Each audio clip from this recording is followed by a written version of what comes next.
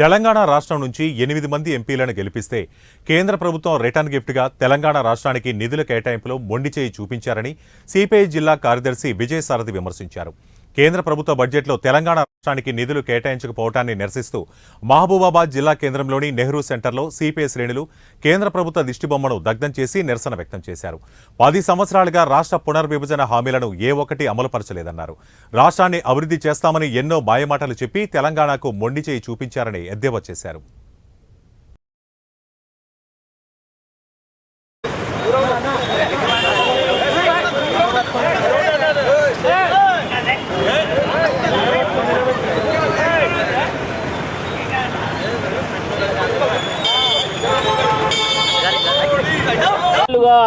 విభజన హామీల్లో ఉన్నటువంటి బయ్యారం ఉక్కు పరిశ్రమకు నిధులు కానీ, కాజిపేట కోచ్ ఫ్యాక్టరీ కానీ, ములుగు యూనివర్సిటీ కానీ నిధులు కేటాయించకుండా తీవ్రమైన నిర్లక్ష్యానికి, నేరపూరిత నిర్లక్ష్యానికి పాల్పడమే కాకుండా ఈరోజు ప్రధానమంత్రి బలహీనత బయటపడ్డది.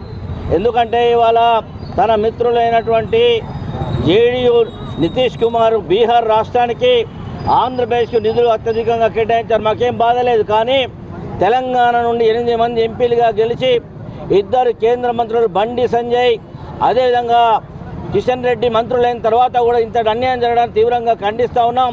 మీరు తెలంగాణలో అసెంబ్లీ ఎన్నికల్లో, పార్లమెంట్ ఎన్నికల్లో అనేక మాటలు చెప్పారు.